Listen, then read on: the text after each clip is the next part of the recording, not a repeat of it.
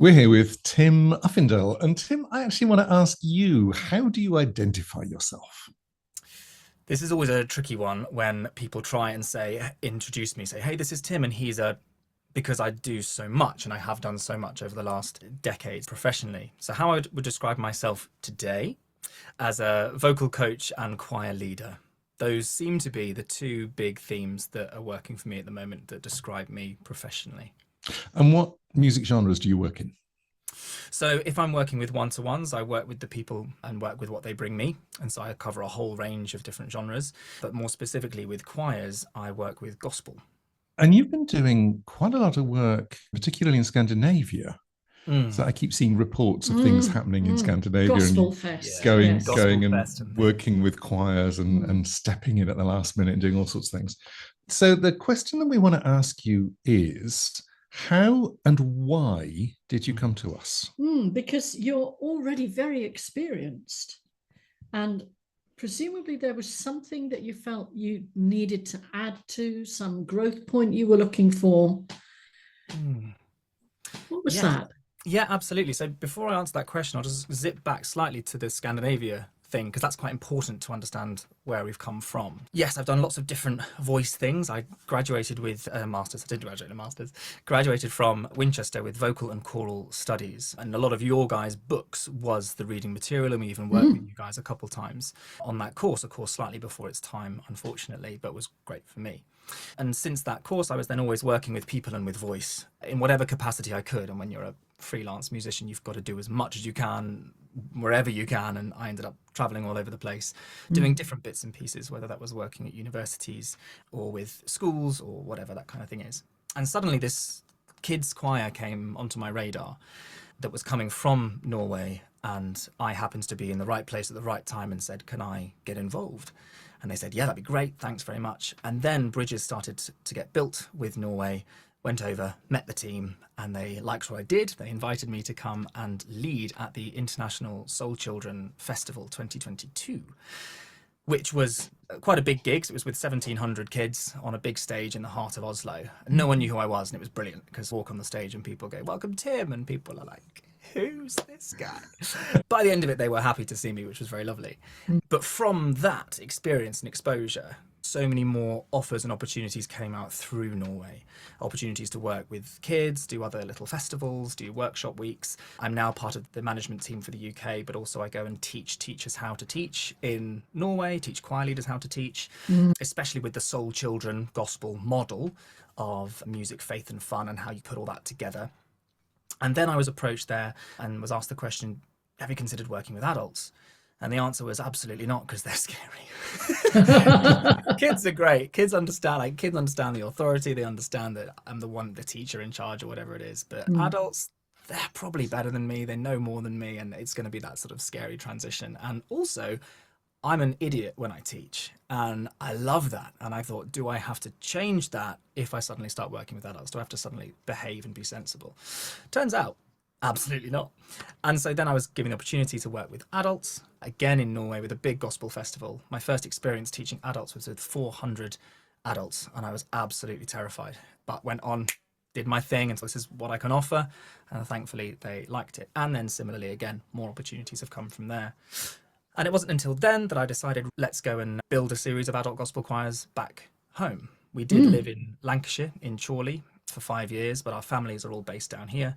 And so my wife and I, in January 23, decided, let's go back down south. Let's start something. My wife's a personal trainer. She was going to build up her business. I thought, let's start building some adult gospel choirs because I've seen it work, but I want to put my spin on it and I want to do it my way, Mm. which brought me to the next step. So being a freelance musician through most of my 20s, I wanted to have some sort of security when it came to my professional life. And I'd always imagined in my head, by the time I'm 30, I'll know something of what I'm doing. People always have that. It always pushes back, don't we? And so I said, by 30, I'm going to do something. I don't want to go back to school because I don't have the time for that. I want to engage with this now. And so I'd obviously worked with you guys at university, had your books, and so Googled you guys to see what you offered and saw you had the different singing courses, the 12 hours, the 12 more hours, that kind of thing. Mm. And then you offered this accreditation. And for me, that just felt the right fit of an accreditation that walks you from here to here across 12 and then 3 more months to Mm. say, wherever you're at, we're going to take you from here to here. And the call with Gillian, I did ask that question. I feel quite experienced. I feel quite good at what I do. Is this course going to be right for me? And it was really helpful to be like, yeah, absolutely. I haven't studied for 6 years. And so this is going to be a refresher. It's going to be a deep dive. It's going to be refreshed knowledge and refreshed learning. There were some things that completely flipped on my head, even from when I learned them at uni, of teaching, how to teach. And then we talked about the fact that I don't particularly want to be a one-to-one singing teacher. I want to work with choirs. And actually, I want to teach teachers how to teach. That's what I really love doing. Mm. And just Gillian's face of brilliant. That's exactly what this course can provide. And it has been so helpful to do this course and this accreditation alongside my life. It hasn't just been full-time study, it's been alongside my life, using what I'm doing to inform what I'm doing, working alongside you too. So it's been amazing. I think it's a really good point that we designed the course that it is there for you to take anything from what we're doing on the day and use it that day. Yeah, we talk about it being bespoke as well, in the sense that it's a very high touch course. You get a lot of live hours of training and you get the one-to-one mentoring as well as the buddying, which means that we can take you from where you are. And perhaps compared with one or two of the other teachers, you're much more experienced in your particular field. And yet you had the wisdom to know there were things that were lacking or that there were growth points there. And then our job is to make sure that those happen within the context of what it is that you want to achieve. It's also wanting to be the best you can be for the people that you work with. Absolutely. That's my real ethos, is that I talk about it. I lead like a shepherd, that I'm looking after the people I work with, whether that's one-to-one schools or choirs. And as a shepherd, I need to make sure that I'm using the tools that I've got. What are the tools I've got? I've got my body, I've got my voice. There's the tools I practically have with me, and to sharpen those tools and resources to ensure that I can take the people where they need to go, to differentiate across the board. You never know what you're going to get when you walk into a room full of people. And despite the fact that I wasn't looking for one-to-one training, it has been amazing, because of course those kind of things pop up. Do you do lessons as a one-off or a small series? Absolutely. And as a direct result of working with you guys, whether it is in the mentoring session, I've said to Jeremy, I've got this guy with the voice thing, can you suggest some things? And he's gone, try these 6 different things. And it wasn't until number 6 that it worked. And this guy was like, that's a breakthrough moment. And I'm like, that's not me. But sure. And so that's been really helpful as well. Despite the fact I've been looking this way, when this stuff comes along, I'm still informed, which has been amazing. How's it been for you working alongside other teachers? You're not the only choir trainer in the group. What's it been like on that journey? It's been really lovely, actually, is the word I'm going to put it. It's lovely. When we first start out, obviously, we were a cohort, a small cohort, and there's the risk of it being a competition, and the risk of ego creeping in, and the risk of I'm better than you and you're better than me. But I haven't felt that at all in this cohort, which has been amazing. Everyone recognizes their own strength and acknowledges and encourages each other's strength. And so it's been really lovely when I've been paired with another choir director. We've been sharing ideas and sharing what do you do in this situation, and how with that situation, how would you handle that? Or have you tried this as a warm-up? And I'm thinking, this is brilliant. I'm taking notes all over the shop. And then when I'm paired with someone who isn't a choir leader, has no interest in being a choir leader, we can still really bounce off one another and share other parts of our work to encourage and equip each other in that way. And also see how other people do it, other professionals do it, without this sense of you're better than me or you're a threat.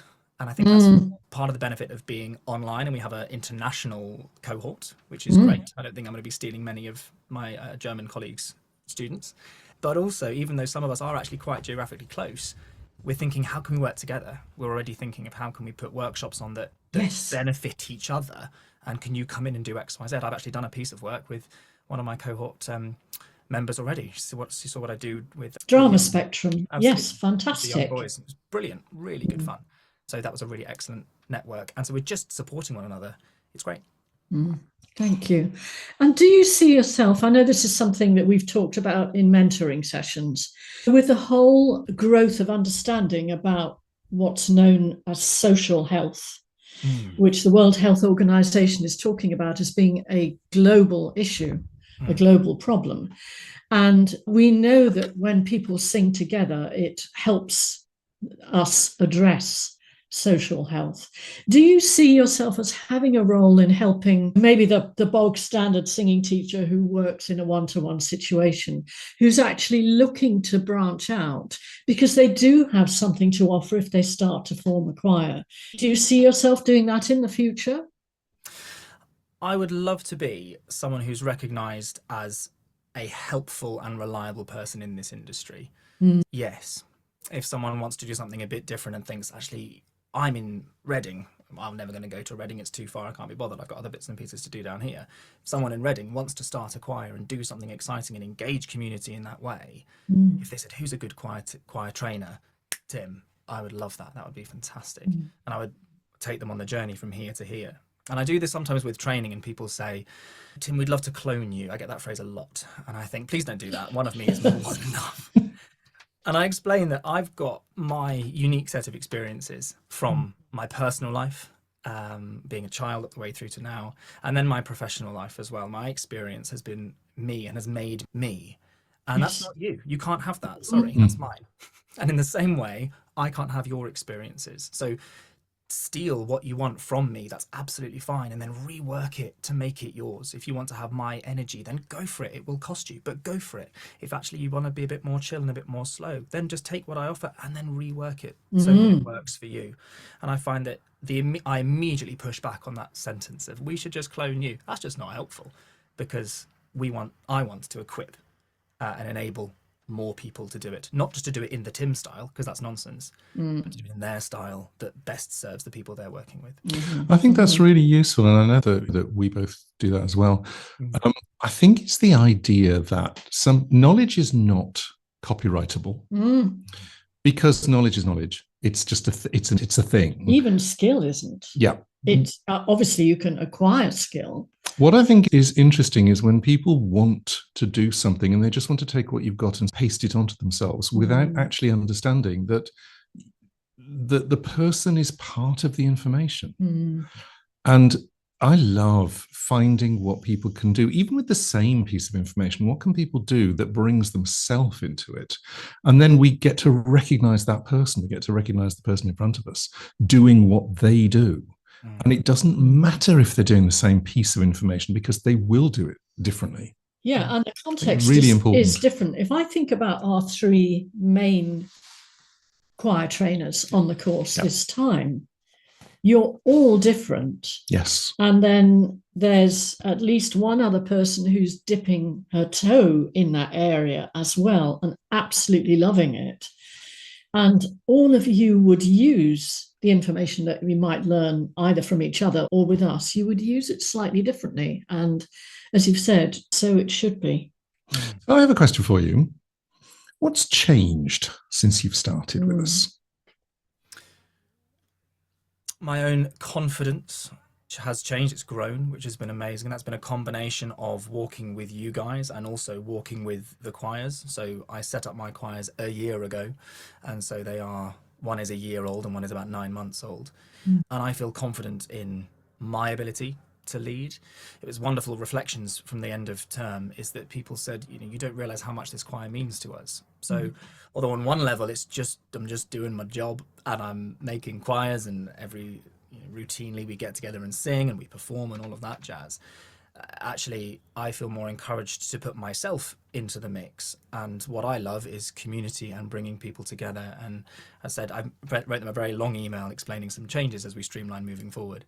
And one of the phrases I said, I know what it feels like to not belong, which is why this is a community. We always eat in rehearsal. We make sure we spend time getting to know each other. And when people came along, they said, why on earth are you feeding us? This is ridiculous. This is a choir rehearsal. And they came to the first rehearsal and realized, this is community. This is more than just a choir rehearsal. And it's not completely for selfless reasons, because if a choir know each other and care about each other, they're more likely to sing better. They don't want to let each other down. They actually feel each other in a different way. Yeah, building that community is really important to me, to put myself in it. So that's partly what's changed. My skill set's increased, and my confidence in applying that skill set, weaving it into what I want to deliver, in the way that I want to do it has changed dramatically. That's fascinating about sharing food together. When I share it, people go, "You feed them?" I'm like, "Yep." Yeah, Like it's a hot food powerful every thing. time. Yeah. Wow.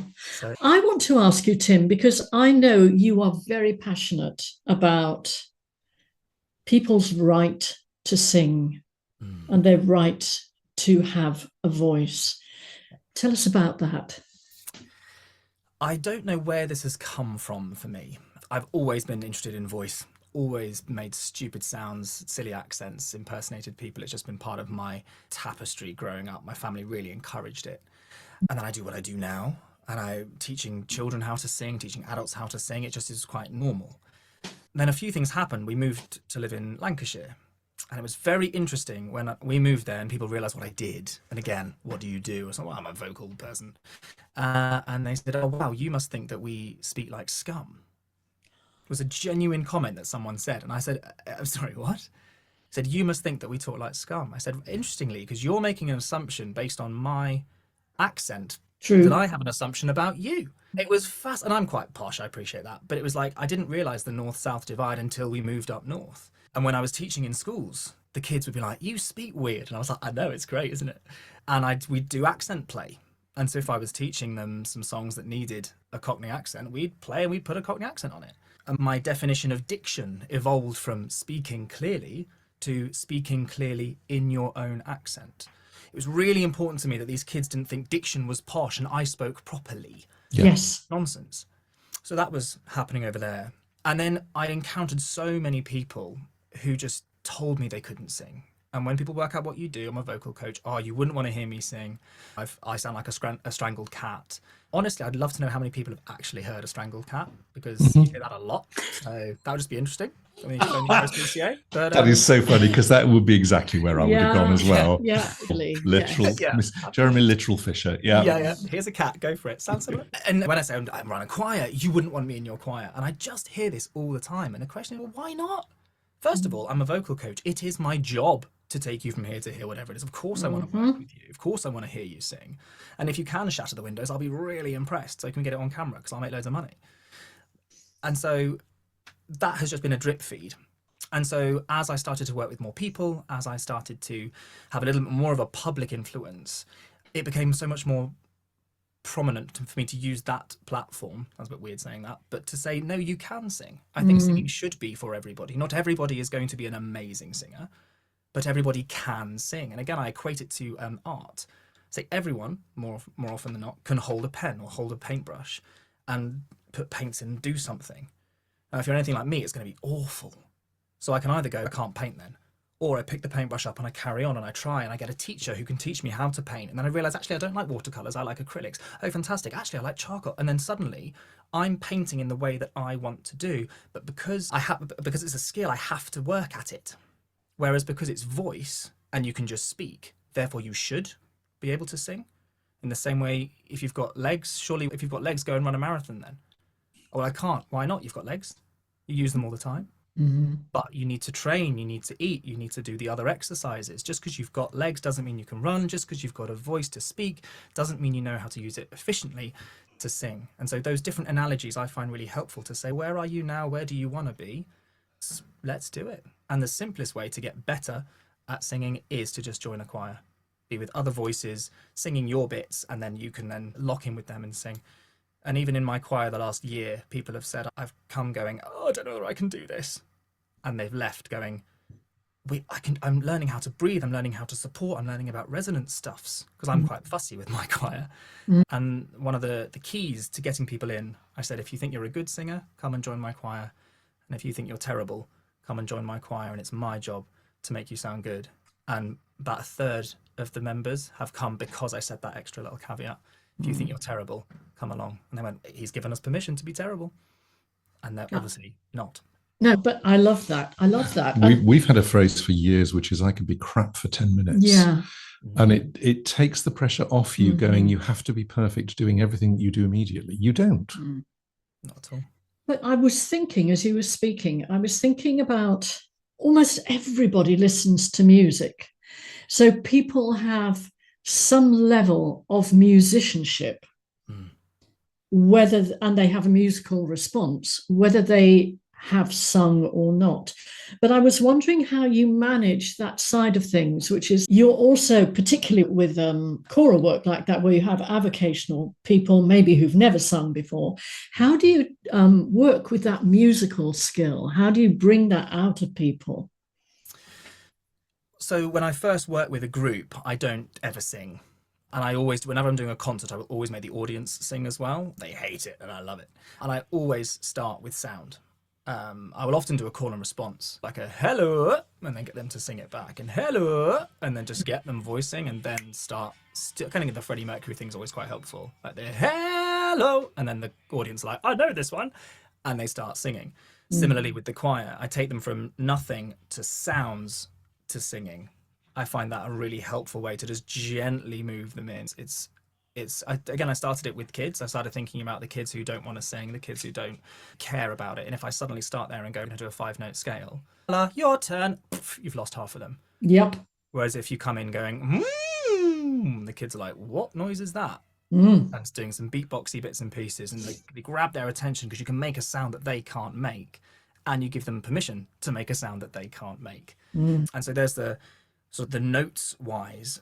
And in the choir, we've had it with slightly trickier rhythms. And so I get them to tap out the rhythms, or to speak the rhythms, or can they feel where the beat is? And I'm not going to play anything, and they've got to finish the phrase and then all come in the right place. So those kind of musicianships, feeling the music, it's not just about singing the stuff. And again, with my choir, again, they hate it because they're very British about it, but I get them to move.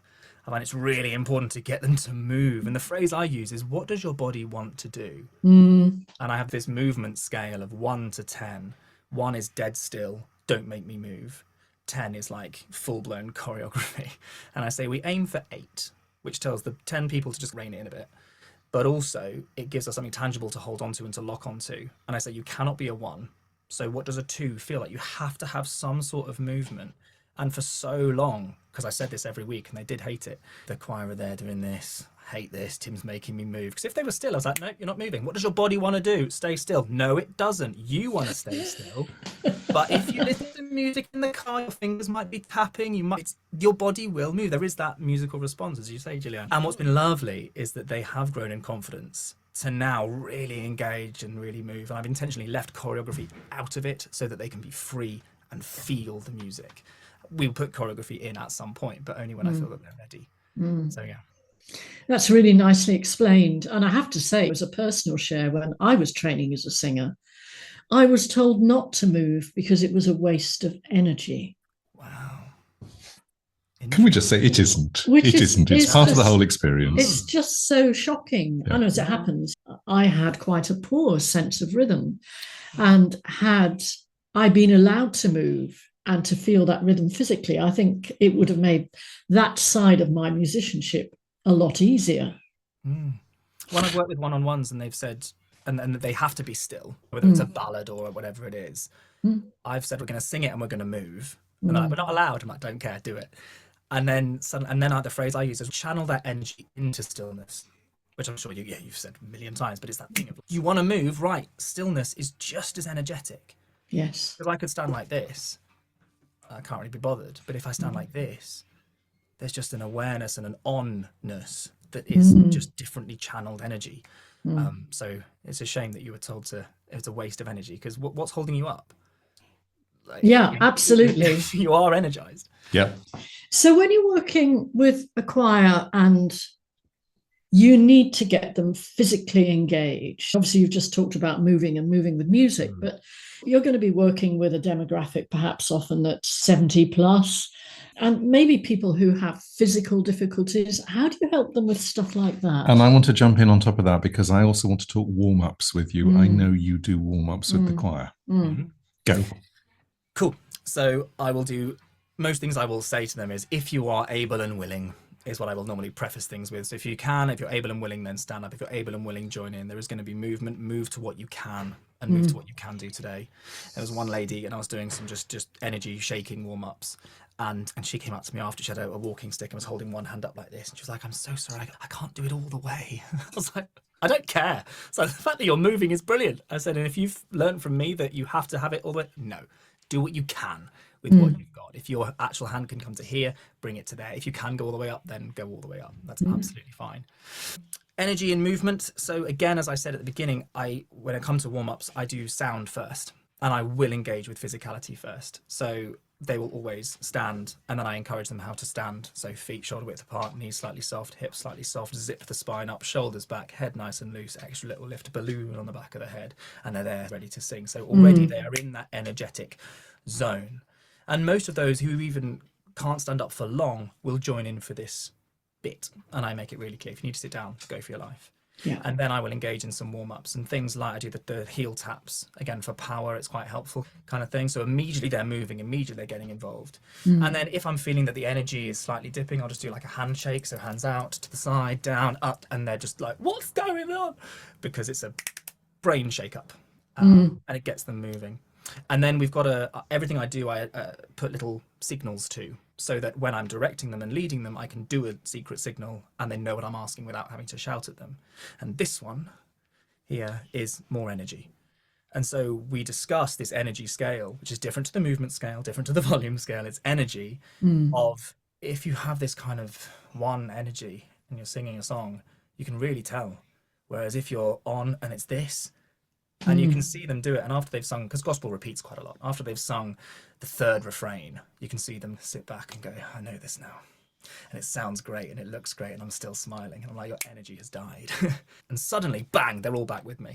Part of it is actually expectation building as well. I expect them to give me energy. I show them that I want more energy. I deliver huge amounts of energy, which is partly from my working with children training. So the rule that I generally go by is that people will give you back about half.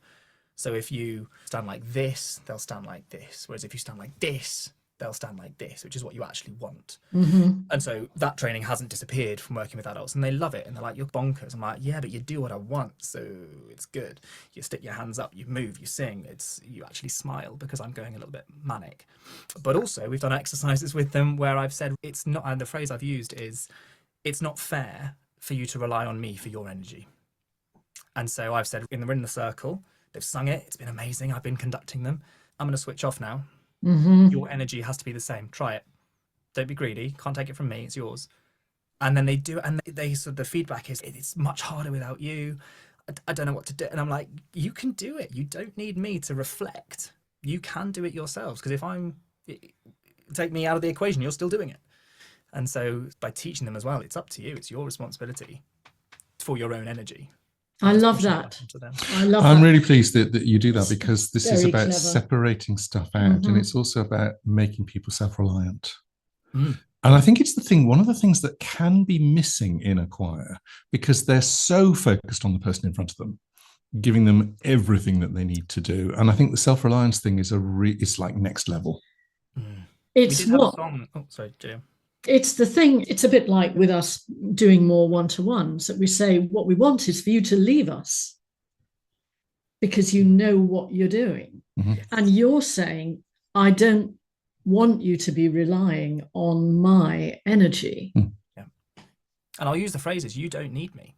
And they're like, we do. I'm like, you do for the collective stuff and directing, of course you do. But like, to practice the songs, to sing together, to learn them, you don't need me. You can absolutely do them yourselves. It's no problem. And there was one song we did in summer where I was leading. So I was leading the song, and then it was a call and response.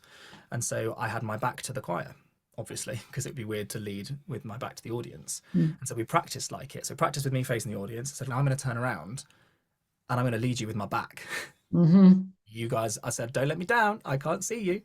And so we're singing, we're dancing. It's a very upbeat song. And there are moments where I sing my part and then just do that. And 60 powerful voices firing through you is just insane. And so then my energy spikes, and I'm then going slightly more crazy. Their energy spikes. And had a lovely feedback from one of the ladies, and she just said one of her highlights of the concert was seeing my energy and us all being right there with you. And I was like, I could feel it. And then I turned around to conduct the bits that needed conducting, and then just turned back around, and it was a real seamless thing. And I talk about, it's a partnership. And they always go, no, it's not. I'm like, no, it is. Without me, you don't know what you're singing. Without you, I'm just a weirdo standing in a room with my arms around. This is a partnership. It's an energy exchange. And so back to the self-reliance thing, you have to do something. You cannot rely on me. It's just not fair. And one of my other friends said to his choir, why don't you come and just do what I do? And so he invited him to come and stand and conduct. And so he stepped back.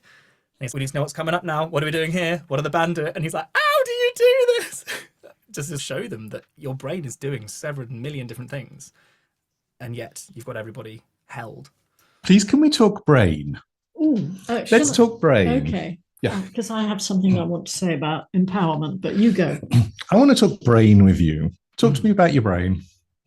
My brain's crazy. You could have fooled me.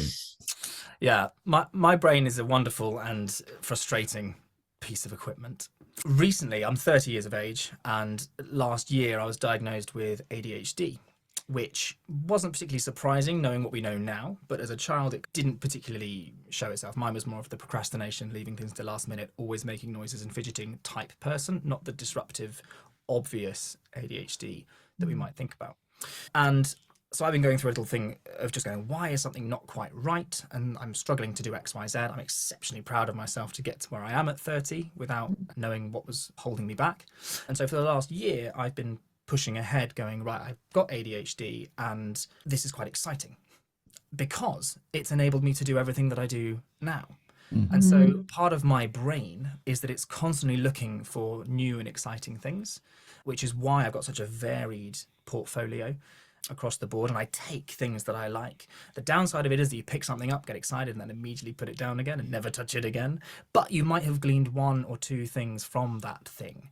Yeah. And so I feel very lucky that I've stacked, in my 30 years experience of being a human, I've stacked so many different things that have enabled me to be the person that I am today. So how I lead, my father is the minister of a church. So the way that I lead people, I've taken a huge amount of inspiration from him. The way that I've watched my colleagues work with kids, or watched my colleagues work with adults, or listened to different people, or used the different techniques that we've learned on this course. I can go, and the way that my brain works is that it can rapidly file through and go, you need that piece of information and that piece of information, go. And I had a chat with a guy. I was in Norway. I'd flown out, ran a rehearsal on the Thursday night and flew back again on the Friday because that's what needed doing. And the guy drove me to the airport. And he was like, how do you do this? I said, it's just the way that my brain is wired. I love different. I love change. I love going forward. And he said, I just couldn't do that. So what do you do? I designed buildings. I designed that building as we drove past it. I said, that's incredible. Do you work in an office? Oh, not office 9 to 5. I'm a structural engineer. I said, how amazing that you can drive past your handiwork every day, put me in that office, and I'll be gone in 6 months. You couldn't do my job. I couldn't do your job. We have to have different. But I'm very blessed that my brain is constantly searching for new and exciting. I think it's also about carving out a niche for yourself that fits you. It feels like it really fits you and your smorgasbord, for want of a better word, smorgasbord of skills. Yeah. And I do want to ask you, as a newly diagnosed ADHD person, how was it being on this course? Really good, actually. So you guys are so inclusive and you make everything accessible, which is great. So there were times when classiclastminute.com haven't quite got to what I needed to do, and it's just a quick email firing off, hey guys, this has happened, what do I do? And you guys are so good and natural and gracious about just either moving goalposts or going, let's just make sure this happens and do this and don't worry about that and do this. You can keep us, that was a scream, you can keep us grounded really well, which is fantastic, because it's frustrating when the procrastination is out of your hands.